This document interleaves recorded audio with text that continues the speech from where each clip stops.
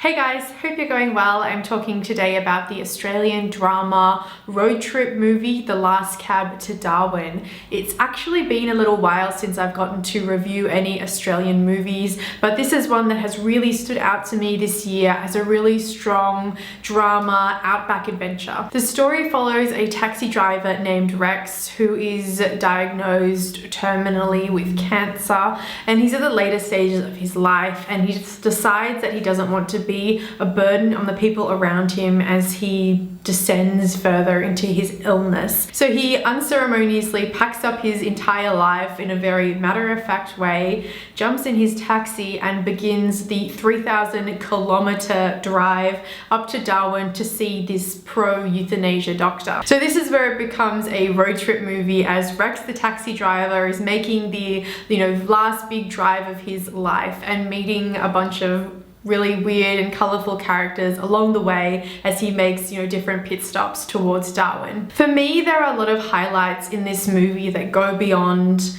the journey of one man trying to end his own life in a dignified manner. Michael Caton is awesome as Rex. He just really nails this rural, simple, small town Australian man.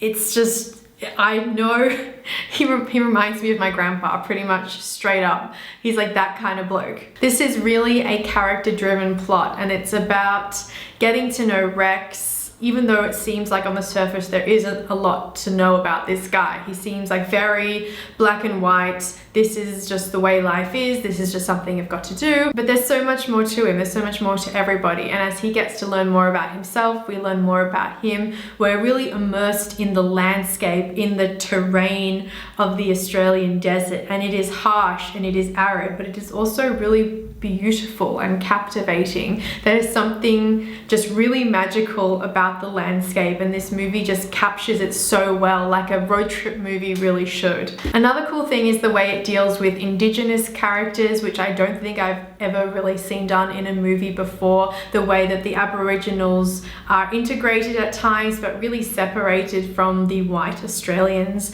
and it's very true. I mean, it's funny, it's something that Australians often don't like to represent in our cinema, but it's something that is very much a fact and still goes on. The characters of Tilly, played by Mark Cole-Smith, and Polly, my favorite character definitely of the movie, played by Ningali Lawson, are just really captivating on screen and refreshing. Yes, it felt like the movie was a little bit longer than it needed to be, but I guess when you're doing a road trip that covers such a great distance, and the cast and crew really did do that road trip in real life as well. I was at a Q&A screening, so afterwards the director, Jeremy Sims, and the lead actor, Michael Caton, were on stage and sort of answering audience questions and telling us about the process of actually filming that logistically and how incredibly tough and challenging it was. They were my thoughts on the Aussie movie Last Cab to Darwin. Definitely worth checking out if you haven't already.